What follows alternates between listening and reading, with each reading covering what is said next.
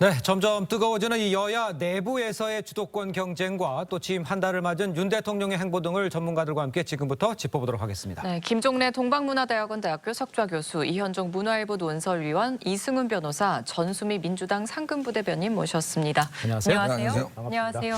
네, 주제 바로 보시죠. 자, 먼저 이제 여권 소식부터 좀 짚어보도록 하겠습니다. 국민의힘 이준석 대표 지금 국회에서 당대표 취임 1주년 기자회견을 지금 열고 있는 상황입니다. 예. 혁신위 방향 등에 대해서 설명한 것으로 알려졌는데 앞으로 어떻게 본인들의 어떤 식으로 마무리를 하겠다 이런 거 얘기를 좀 하겠죠, 이현종 의원님? 네, 몇 년이 된 것 같은데 1년밖에 아직 안 된 것 같습니다.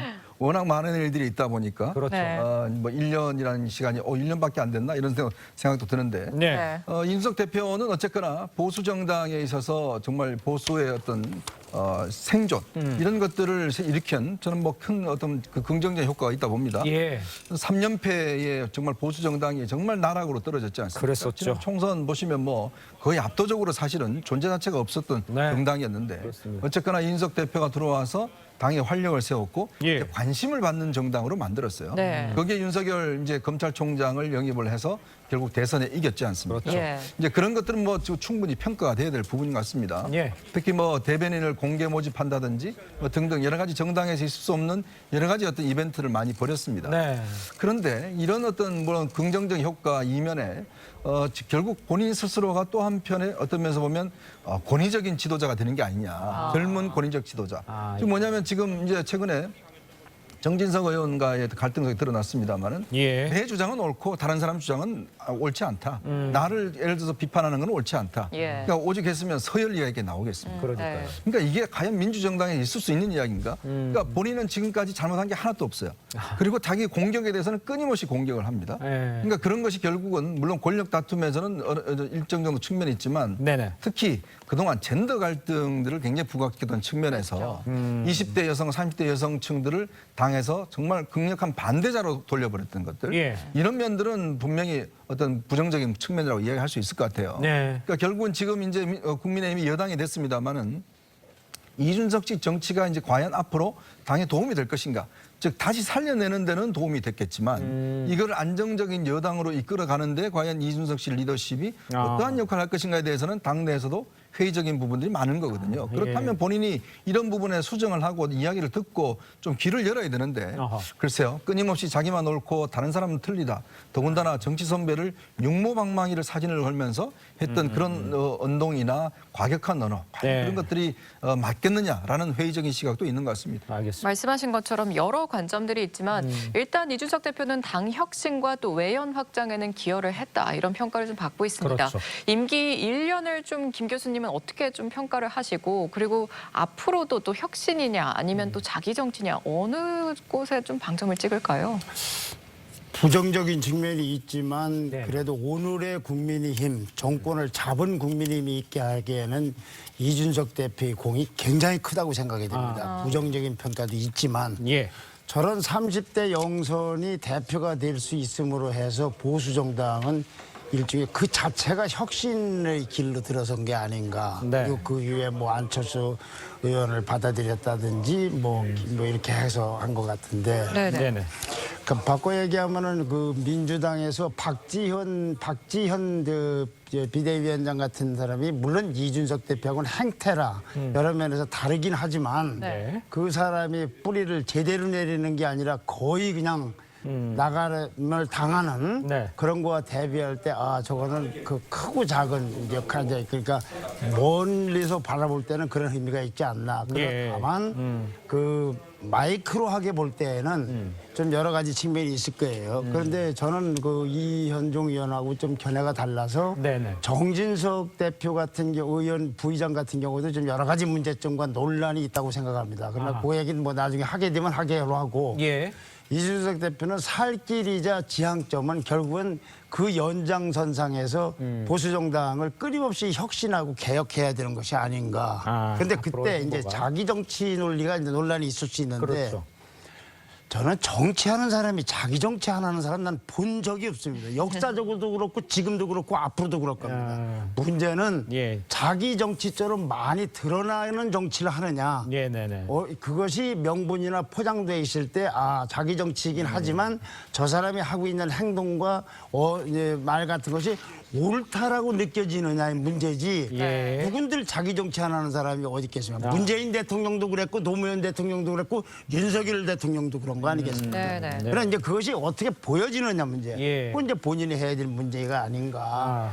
그런 생각이 들고. 네. 그래서 앞으로도 이런 그 보수 정당 사상 저렇게 논쟁적 또는 문제적 대표가 등장해가지고 저 사람이 하는 길은 예. 결국은 기성 정치, 기성 보수 정당 세력들하고 간에 끊임없는 갈등을 줄여가면서 그리고 화합하면서 이렇게 잘 자기들을 예. 가느냐 예. 거기에 성패가 달려 있는 것이 아닌가 알겠습니다. 싶습니다. 근데 전체적으로 보면 이제 국힘의 이제 국민의힘을 이제 혁신하는 데는 큰 공헌을 세웠지만 아까 말씀하셨지만 이 논쟁적 행태 이런 거에 대한 지적도 있었습니다.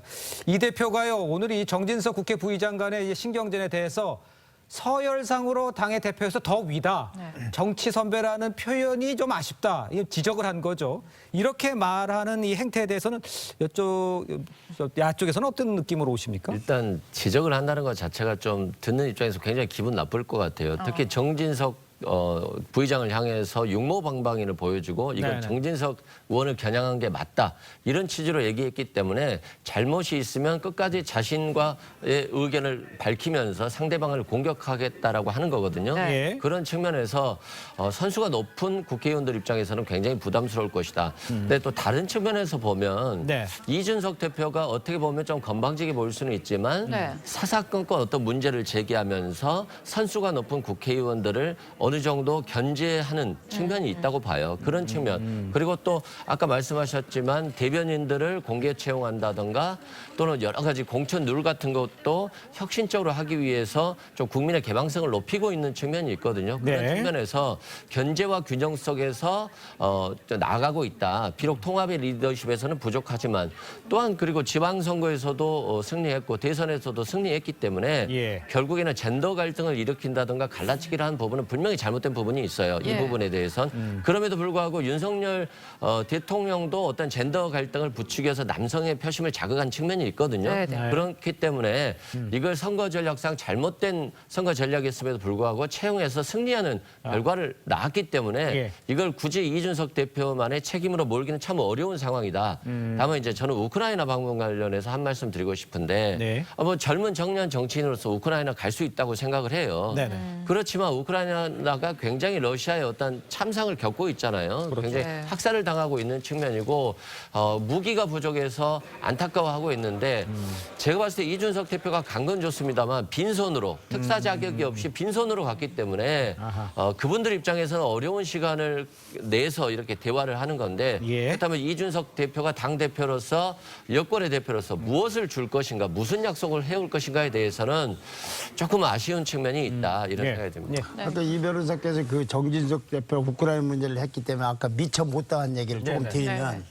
정진석 부의장이 저런 목소리가 순전히 개인이 아니라 어떤 그룹 또는 어떤 세력 또는 어떤 사람들 심지어는 애교부라든지 대통령실까지를 포함한 그런 의견이 있는 걸 말하자면 대표적으로 말한 측면이 있을 것 같다는 생각이 듭니다. 그럴 수 있죠. 그러나 그걸 전제로 하더라도 예. 후계자의 입장에서 관전을 하면 이렇게 됩니다. 지금 이 변호사가 말씀드린 대로 돌아왔는데 네네. 이준석 대표는 거기 가서 무슨 성과가 있었냐고 묻는 거는 저는 100번 옳다고 생각하고 그건 문제제기를 해야 된다고 봅니다. 예. 그런데 문제는 이준석 대표가 몰래 비행기를 타고 야밤중에 우크라이나를 미리 꾸고 간 게 아니고 간다고 예고가 되고 갔지 않습니까? 예. 그런데 가기 전에는 아무 소리도 안 하다가 우크라이나 간 다음부터 그 얘기를 하는 거는 이걸로 이게 왜 이러는지 가기 전에 왜 가려고 하는지에 문제제기를 하거나 갔다 와서 얘기하는 게 아니라 가서 활동하고 있는 동안에 얘기하는 건 뭐냐 하는 거 하나 또 하나 우크라이나에 관한 한국 외교의 기조와 관련된 러시아 관계라든가 등등을 얘기하는 것까지는 설령 우크라이나 가 있는 동안에도 얘기할 수 있지만 그렇게 얘기를 했었죠. 우크라이나 가 있는 동안에 혁신이 어떻고 최재형 혁신위원장이 어떻고 정미경 의원이 어떻고를 그 많은 시간 중에서 하필이면 우크라이나 갔는 동안에 얘기할 필요가 있는가. 그것이 구계자 입장에서 그렇습니다. 예. 그러다가 보니까 네네. 선배가 어떻다 싸가지가 어떻다 육모방망이가 어떻다 얘기가 된 것이지 예. 다짜고짜 그 얘기 나온 게 아니지 않습니까? 그래서 예. 저 부분은 어쩐 그 사건적인 것보다는 기성 보수의 그 원로 세대라든가 나이 든 세대와 젊은 이재석 대표 사이에는 이번엔 저걸 소재로 예. 저런 방식으로 했지만 앞으로는 다른 소재로 다른 방식으로도 얼마든지 갈등할 수 있을 것이다. 그리고 당연히 기성세대가 볼 때는 이준석 대표는 싸가지 없는 사람으로 보일 겁니다. 예, 제가 위원장님한테 좀 바꿔서 여쭤볼게요. 이런 경우가 이제 방금 이제 김정리 교수도 얘기해 주셨지만 특사로 갔으면 좋았을 것 같다는 얘기가 그때 회의담에서도 나왔지 않습니까? 그러니까 조금 이준석 대표가 성급하게 난 그래도 갈래 이렇게 한 상황은 아니었는가? 그 부분에 대해서는 어떻게 생각하십니까? 그러니까 이게 지금 우크라이나가 전쟁 중인 나라. 그러니까. 네. 전쟁 중인 나라에서 예를 들어서 여당의 대표가 간다면 네. 이걸 당연히 저 정부 특사로 가야죠. 그렇죠. 그래서 정부 특사로 간다는 건 뭐냐면 정부의 어떤 책임과 가지고 또 그쪽에 어떤 식의 도움을 줄 것인지에 대해서 확정을 가야 됩니다. 네네네. 사실 제가 알기로는 윤 대통령은 이번에 나토 정상회의에 참가하지 않습니까? 그렇습니다. 그러니까 이걸 개별 나라에서 하는 것보다 우리가 외교적으로 러시아가 있으니 나토 정상회의에 참가하면서 그 나토 정상회의의 결의에 따라서 우리가 뭔가 지원하는 이런 형태의 모양으로 아마 모양을 잡아가는 게 정부의 방침이었던 것 같아요. 예. 근데 불쑥 이제 당대표가 아무 자격 없이 가서 이야기를 해버리니까 정부도 지금 사실은 이제 이 나토 정상회의 결과를 가지고 지원을 해야 되는데 이게 너무 성급한 측면이 있는 것이고 그래서 사실은 이제 특사 친서를 써달라는 것도 안 써준 거거든요. 그렇다면 저는 충분히 이걸 방문을 늦출 수도 있는 문제고 예. 할 수도 있는 문제인데 왜 선거 끝나자마자 그렇게 성급하게 의원들을 몇 명 데리고 갔을까? 더군다나 지금 당에 중요한 문제들이 많지 않습니까? 예. 그러니까 이제 오선의 부의장 같은 경우 왜 이렇게 자기 정치하느냐? 즉 당 이제 여당 대표이기 때문에 당과 정부가 함께 움직여야 되는 것이거든요. 아하, 알겠습니다. 네, 또 이런 가운데 이준석 대표는 어제 유승민 전 의원의 북콘서트 현장을 찾았습니다. 여기서 노력하면 빚을 본다며 그 길에 함께 하겠다고 말을 했는데 이거는 사실 어떻게 보셨어요? 위원님은 어떻게 보셨습니까? 좀 둘이 각별한 관계였죠, 오늘. 그렇죠. 이게 뭐 두 사람 관계는 이미 정치 입문에서부터 사실 뭐 거의 예. 각별한 관계였고 네. 특히 이제 이것 때문에 당내에서 많은 여러 가지 이제 비판의 지점이 있는 겁니다. 네. 유승민 전 의원이 이제 박근혜 전 대통령과의 관계가 이제 악화됐기 때문에 네. 사실은 그 문제 때문에 계속 이준석 대표에 대한 이제 비판의 어떤 그런 측면이 있었고 예. 특히 지난번 이제 경기도지사의 이제 경선에 떨어졌지 않습니까? 예. 이제 그래서 이제 다시 아마 정치 재개를 모색하는 측면에서 이번에 북콘서트를 낸 것이고 네. 여기에 이준석 대표가 사실 뭐 도의적인 차원에서 저는 간 것 같습니다.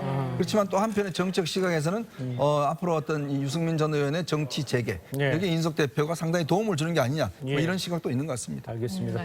자, 이런 와중에 이제 오는 24일로 예정이 돼 있습니다. 성상납 의혹과 관련된 이 국민의힘 당윤리위원회 결과가 이제 이 대표 임기를 과연 어떻게 할지 이런 이제 변수가 될 가능성이 네. 상당히 높은 상황인데요. 강용석 변호사 같은 경우에는 의혹이 명백하다 이런 입장입니다. 전수비 변호사께서는 이 상황은 어떻게 이해를 하십니까?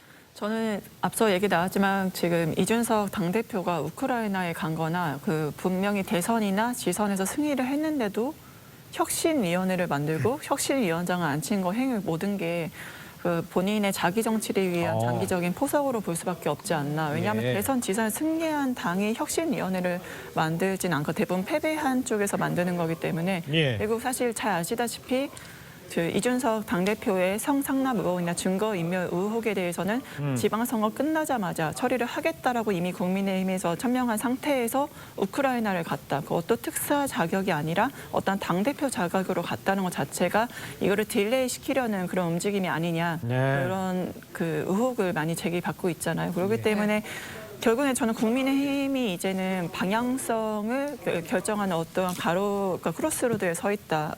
어떤 거냐?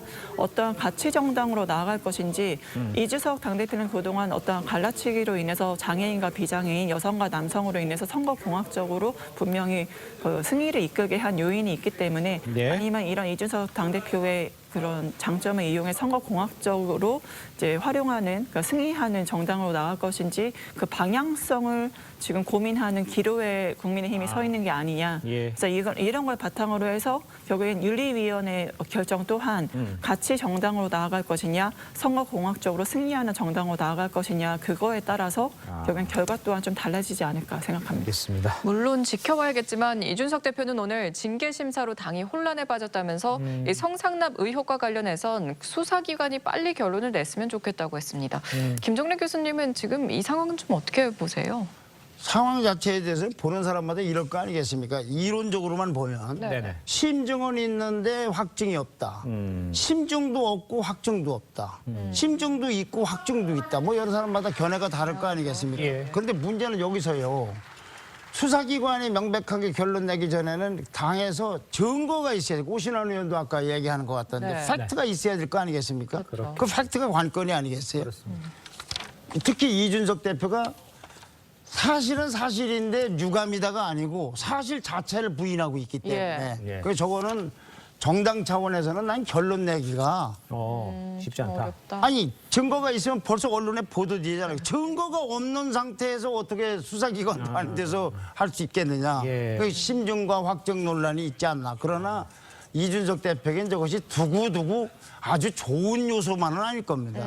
어차피 저런 논란거리가 된다는 것 자체가 예, 알겠습니다. 자, 논란을 낳고 있는 이 국민의힘의 이 민들레 모임도 함께 좀 짚어보도록 하겠습니다. 국민의힘 장제원 의원은요, 친윤 성향 이 모임인 이 민들레 불참을 선언을 했죠. 갈등이 지금 마무리됐다 이렇게 볼 수 있는 건지 일시적인 봉합인지 이현정 의원님 어떻게 생각하십니까? 저는 뭐 일단 일시적인 봉합이라고 봅니다. 왜냐하면 당장 지금 이게 당내 또 권성동 원내대표가 이 부분을 비판했기 때문에 네. 이거를 강행할 경우에 당 내분으로 비춰질 수가 있는 거거든요. 예. 근데 우리가 생각해 보시면요. 뭐 당에 개파가 없어야 된다 이야기를 하지만 현실적으로 개파가 없은 적이 없었습니다. 역대 정부에서 모든 그 부분들이 개파가 있었어요. 네. 예. 이게 많은 문제점을 갖고 있지만 또 한편으로 보면 대통령과 당에서 어떤 면에서 보면 당이 공식적으로 움직여주지 않을 때 실제로 당에 있는 이 어떤 이 대통령과 친한 의원들이 적극적으로 나서줬던 것들이 뭐 역사적인 선례에 다 있는 겁니다. 현실적으로 봐서. 예.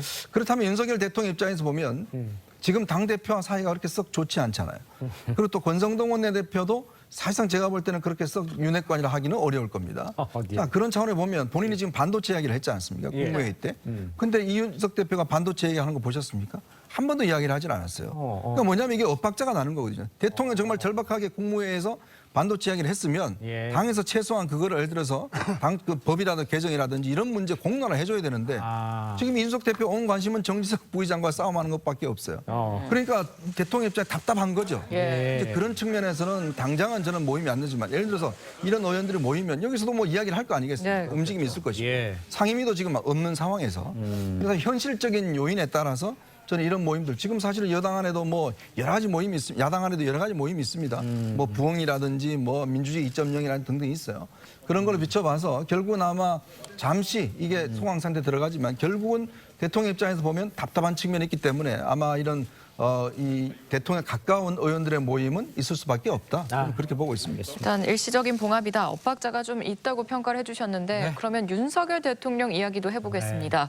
윤 대통령이 엊그제 10일로 이 취임 한 달을 맞았습니다. 과거와 다른 가장 큰 변화, 좀 변화가 그래도 꽤 있었던 것 같아요. 어떻게 보셨어요? 저는 이제 도어 스태핑이라는 게 생소한 거잖아요. 대통령이 출근을 하는 것도 생소하고 출근하면서 기자들과 만나서 네. 한 가지씩 이렇게 얘기하는 것도 생소하고 예. 이런 측면들이 일단은 국민과의 소통의 측면을 넓혀준다는 차원에서는 굉장히 좋은 계기가 될 것으로 보여지고요. 예. 다만 이제 이런 것들 우리가 문재인 전 대통령 때도 처음에는 굉장히 소통을 잘하신다. 네. 박근혜 전 대통령 시절과 완전히 다르다 이런 얘기를 굉장히 많이 했고 그랬었죠. 예. 이런 것들에서 오히려 소통이 강점이었는데 예, 예. 이제 정권 중반기 후반기로 들어서면서 정권을 향한 공격들 그리고 기자들의 질문도 예리해지기 때문에 네네. 거기에 대해서 소통이 약화됐다는 비판이 있었어요. 마찬가지로 윤석열 당선인도 지금 도어 스태핑이 좋은 측면은 있지만은 네. 지금 굉장히 아주 간소한 거거든요. 예를 들어서 문재인 대통령의 사저에서 욕설과 비방을 하는 것에 대해서 어떻게 처리해야 되겠냐 했는데 예. 뭐 법대로 하면 되지 않겠냐. 예. 관저도 뭐 그러는 판인데 이런 취지로 발언을 했어요. 또한 그 교육부 장관 인사와 관련해서도 예. 지금 혈중 알코올 농도가 0.251%면 굉장히 많지 상태거든요. 아하. 그럼에도 불구하고 이것에 대해서 뭐 도덕적 가치를 따져봐야 되겠다거나 예. 이런 측면에서 좀 애매모호한 발언들로 변명을 하는 경향이 있어요. 그런 측면에서 봤을 때 지금은 이게 굉장히 소통에서 강점으로 보이지만 이런 윤석열 대통령의 발언들이 계속 이어진다라고 한다면 무용지물인 도어 스태핑이 될 수도 있거든요. 아. 그런 측면에서 저는 당선인이 가볍게 던지는 말도 좋지만 예. 국민들이 원하고 국민들이 윤석열 대통령 당선인을 선택했던 기준들이 예. 있을 거 아닙니까? 예. 그 기준에 어긋나는 어떤 임명직들 그런 것들에 대해서는 윤석열 대통령 당선인이 좀 엄격하게 봐야 돼요. 특히 인사 문제에 대해서 적재적소에 유능한 인재를 발탁했다고 하지만 네. 어느 지역에 편중된 인사거나 아. 또는 여성이 없다거나 또는 청년을 그렇게 대우한다고 했는데 청년 장관이 없다거나 이렇게 봤을 때는 그러면 적재적소에 유능한 인재가 예. 검찰에만 있느냐. 네. 그리고 검찰의 인재를 검찰이 등용하는 건 상관이 없지만 예. 검찰의 인재를 공정거래위원장으로 예. 그다음에 금감원장으로 임명을 한다고 금감원장은 이미 임명이 됐죠. 네네. 그리고 공정거래위원장으로 호명되는 분도 결국엔 자신과의 어떤 카풀 인연 네. 검사 시절에 이런 측면에서 봤을 때 이게 이제 윤석열 정부가 하는 인사의 기준이 되느냐의 문제거든요. 예. 이런 측면들을 꼭 도어 스탬핑도 좋지만 원칙적인 기준을 국민들께 제시하는 그런 모습들 좀 보여주셨으면 좋겠습니다. 전수희 변호사께는 이렇게 여쭤볼겠지. 뭐 도어 스태핑도 뭐 외형적으로는 변화가 있고 또 소통하는 모습도 보기 힘들었던 장면들도 저희가 많이 목격되는데 정책적인 면에서는 어떻습니까? 방금 언급이 조금 있었습니다. 정책적인 면에서 한 달을 좀 지켜보면 어떤 느낌이셨습니까? 전체적으로 도어 스태핑을 비롯해서 대통령 집무실 이전 그리고 집무실을 바라보는 바로 앞에 공원을 개방한다거나 용산공원 같은 게 사실 120년 만에 그 공간이 열린다고 그렇죠. 하잖아요. 그래서 그 상징성이 분명히 있죠. 국민에게 그 국가에게 어떠한 그 과거의 청나라 시대부터 그 외국 군대들이 주도하거나 이제 어떠한 그 영향력을 행사했던 자리가 드디어 이제 조선이 아닌 대한민국에 돌아간다라는 그러한 상징적인 의미는 분명히 존재하는 것 같습니다. 네. 말씀하신 변호사님께서 말씀하신 대로 다만 이제 도어 스태핑이나 이제 그런 과정에서 좀 더 법률가로서 얘기하시는 측면들이 있잖아요. 법적으로 하면 된다. 이제 하지만 대한민국을 통솔하는 대통령이시기 때문에 이제 예. 하나의 정치인으로서 예. 좀 더 그냥 법대로 보다는 대통령께서 많이 힘드시겠다 위로를 표한다. 그래서 예. 그런 것들을 좀 자제하는 것도 좋지 않을까라고 좀 통합적인 안아주시는 포용의 그런 정치를 하시는 것도 좀 의미가 있지 않을까. 전 공간 개방부터는 우선 그런 시작이라고 보고 이제 그런 워딩도 그런 워딩을 사용하신다면 공정과 상식에 기초한 국민 통합도 이루시지 않을까 생각합니다. 알겠습니다. 원래의 출발점으로 돌아가서 윤석열 대통령에 대한 전반적인 모든 평가라든가 논란이 아니라 네네. 도어 스태핑 말하자면 대통령실에 출근하면서 기자들을 만나서 일문일답하는 것만 국한해서 말씀드리면 예. 죄송합니다. 우리는 다른 이 변호사 같은 분은 어떤 기억을 하지만 저는 문재인 대통령이 했던 말 중에 광화문 대통령이 되겠다. 나는 뭐 출퇴근에 시민들하고 막걸리를 먹겠다 했는데 전혀 그런 이미지를 난 보이지 않았을 뿐만 아니라 탁현민 비서관을 통해서 소위 이벤트 쇼적인 행사 말고서는 국민들하고 또는 기자들하고 소통을 했다는 거 네네. 기억이 네네. 별로 없습니다. 그리고 일부는 기자회견 때 일부 언론사가 질문하는데 질문하는 태도가 문제가 돼가지고 그 사람들이 또 문제가 됐던 적도 있습니다. 그런 적이 있었죠. 그런 예, 있지 않습니까? 한 번이 아니고 네. 지탄을 받았단 말이에요. 자, 그거와 생각을 해보면 저렇게 이 대통령실에 출근하면서 기자들하고 매일매일 하는 것을 거기서 담은 내용은 둘째치고 네. 야 저런 대통령도 우리가 볼 수 있구나. 그러니까 그거는 오히려 보면 청와대라는 거는 공간이 물리적 개방이라고 하면 저거는 그야말로 소통과 관련된 이 벽을 뭐 허무는 개인 좋은 행동이 아닌가. 물론 네. 그런 와중에서 많은 실수가 있을 수도 있고 뭐 잘못이 있을 수도 있고 에러가 날 수도 있지만 그렇겠죠. 그거를 걱정하기 전에 문재인 대통령은 어째서 그걸 그렇게 한 번도 한 기억이 없는 걸 했는가 이걸 좀 물어봐야 되지 않습니까? 네. 물론 그래서 윤석열 대통령도 앞으로는 오늘은 예를 들면 예상 질문이 이런 게 나오겠구나 라고 하면 좀 다듬고 저음제된 말을 좀 할 수 있고 예. 기자들한테는 매일 본다는 게 얼마나 많은 변화가 오겠습니까? 야 거기를 꼭 마크해야 된다든가 대통령이 오늘은 이런 얘기했으니까 지면 기획을 어떻게 된가 뉴스를 담당을 어떻게 된가 많은 달려온 게 있지 않습니까? 이거 별거 아닌 것 같지만 굉장히 중요한 변화라고 생각이 되고 네. 실수를 하더라도 저건 계속돼야 될 뿐만 아니라 후임 대통령이 저걸 난 안 하겠다고 하기는 쉽지 않을 겁니다. 문재인 대통령이 예. 지금 사저에서 돼지고기를 구우면서 이웃하고 할 게 아니라 네. 바로 그 장면을 현직에 있을 때 했어야 된다는 거, 그리고 그건 본인이 약속했던 겁니다. 네, 알겠습니다. 말씀하신 대로 진실성 또 지속성은 계속해서 지켜봐야 할 것 같고요. 예, 한동훈 법무부 장관 이야기도 해보겠습니다. 한 장관의 명예를 훼손한 혐의로 유시민 전 이사장은 1심 재판에서 벌금형을 선고받았습니다.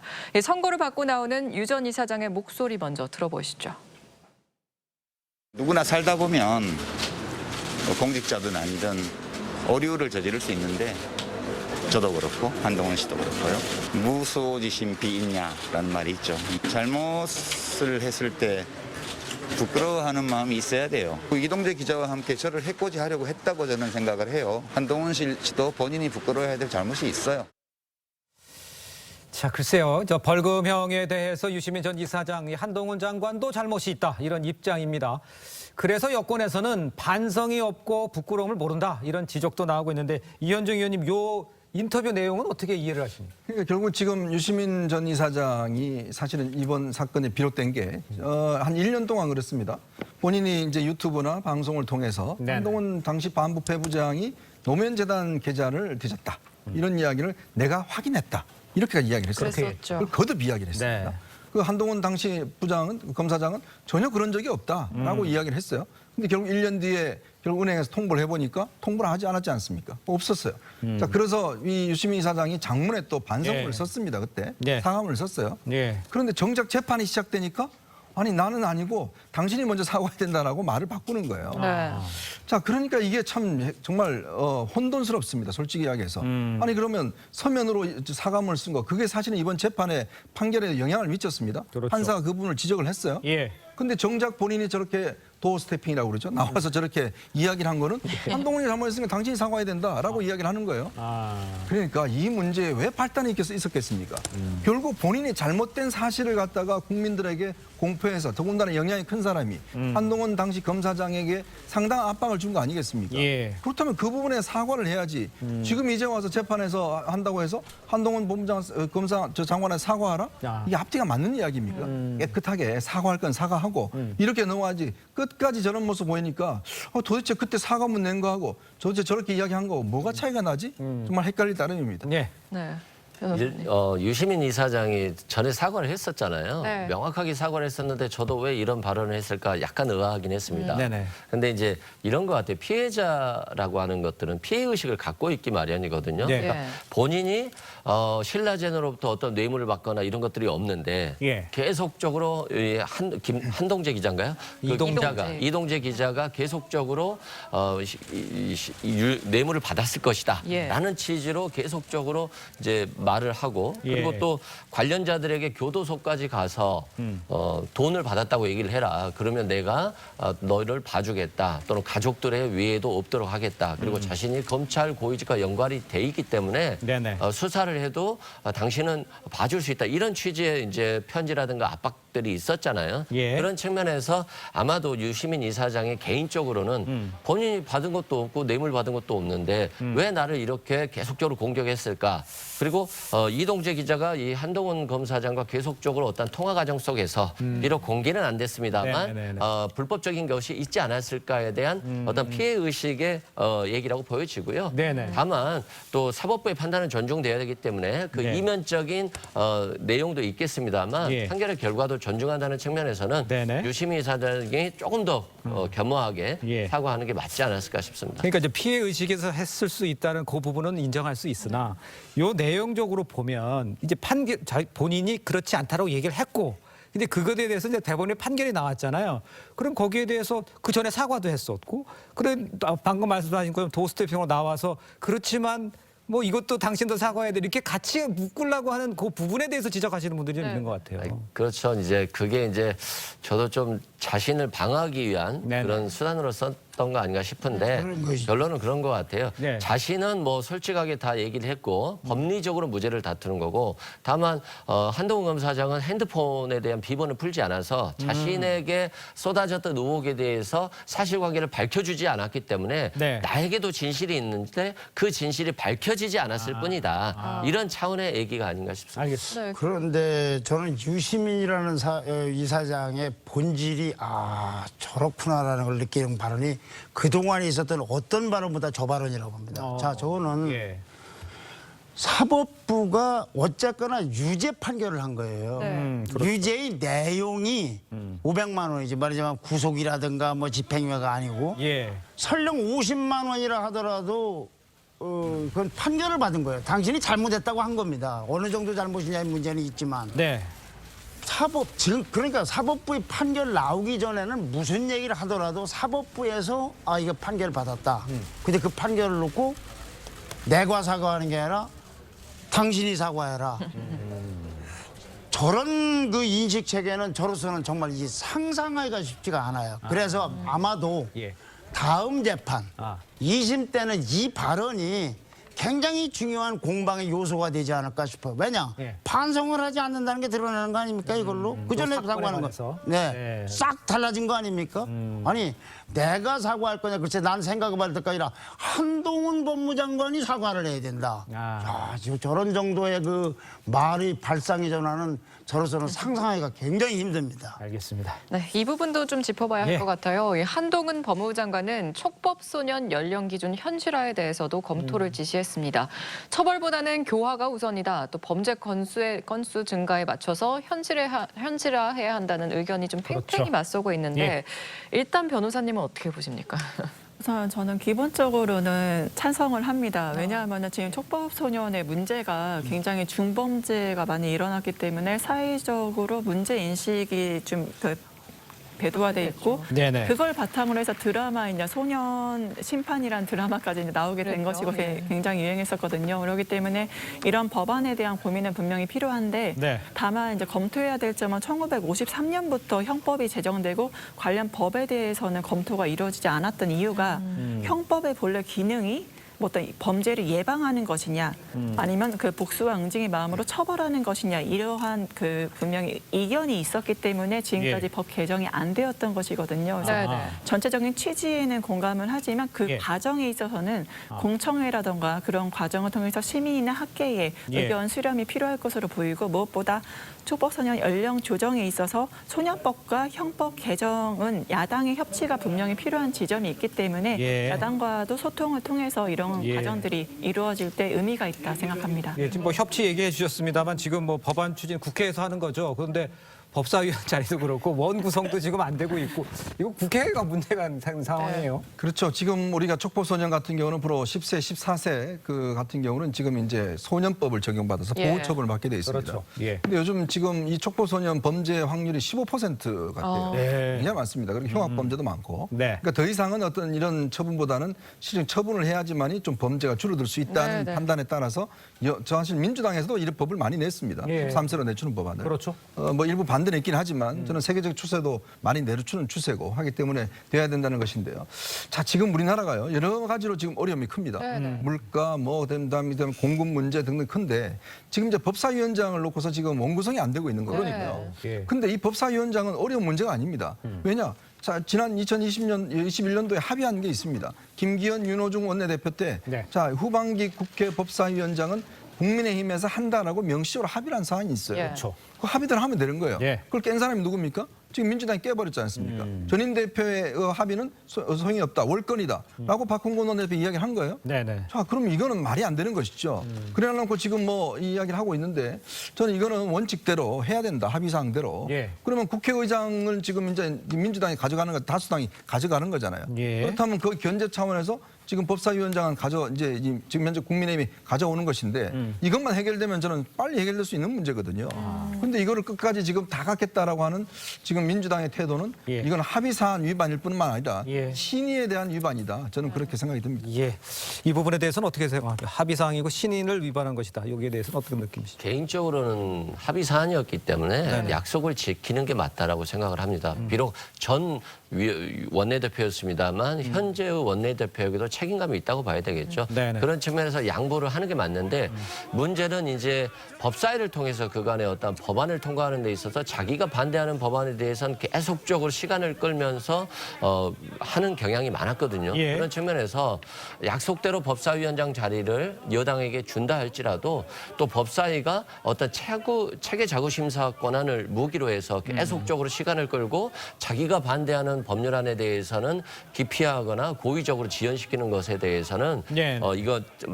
이것을 개선할 수 있는 방향에 대해서도 예. 여야가 서로 협의를 하는 게 맞다. 그것이 국민들께 도리가 아닌가 싶습니다. 알겠습니다. 네, 지금부터는 야권 소식도 짚어보겠습니다. 예.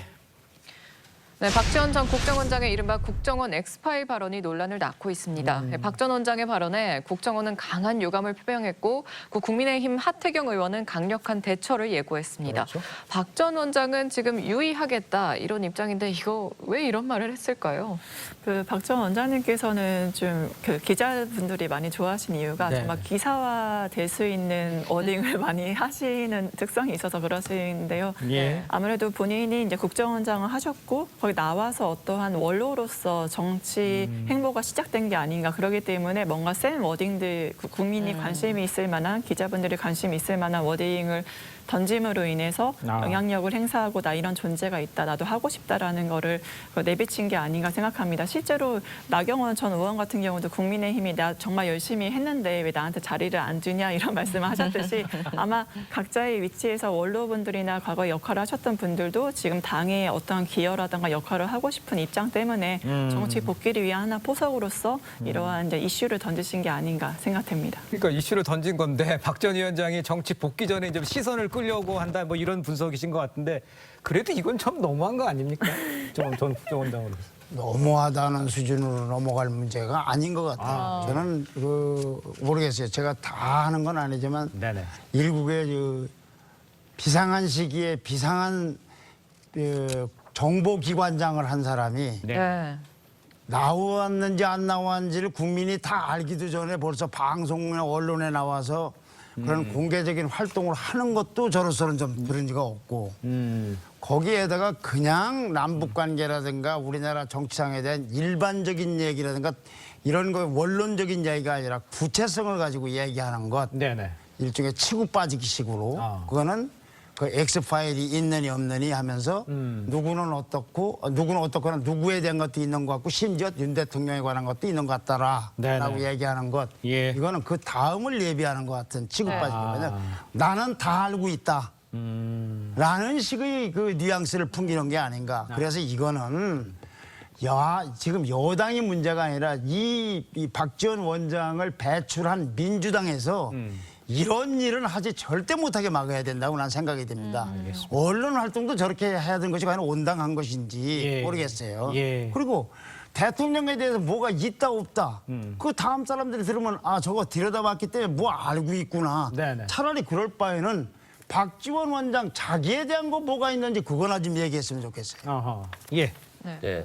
근데 저는 이제 박지원 원장이 어느 정도 할 말을 했다고 생각을 해요. 그렇습니까? 왜냐하면 구체적인 내용을 얘기한 게 아니잖아요. 네네. 우리나라가 과거 60년 전부터 이런 조난 자료들이 만들어졌고 이게 허위 사실이든 진실한 사실이든 각자 유력 정치인, 기업인 이런 사람들에 대한 조난 자료를 가지고 있다는 거잖아요. 네네. 그러면 개인정보보호법 위반일 수도 있고 또 민주주의에 역행하는 문제일 수도 있거든요. 네. 최근에 문재인 정부에서는 이런 불법적인 자료를 확보하지 않았다고 보지만 네네. 그 전 정부 그리고 그 전 정부에서는 불법적으로 이걸 확보한 자료들이 있을 겁니다. 그렇다고 한다면 지금은 윤석열 정부이기 때문에 윤석열 정부가 검찰총장 출신의 정부 아니겠습니까? 네. 예. 그렇다면 오히려 법과 원칙에 따라 정부를 운영한다고 했기 때문에 예. 오히려 만약에 박지원 전 원장이 원장 시절에는 해결하지 못했지만 이런 게 문제가 된다고 한다면 윤석열 정부에서 해결할 수 있는 것이 아닌가 예. 이런 생각이 들고요. 박지원 원장이 뭐 누군가에 대한 얘기를 한 게 아니라 일반적으로 이런 조란 자료가 있는데 이게 허위 사실도 많더라. 하태경 의원 하태경 의원에 대한 있었죠. 얘기인데 네.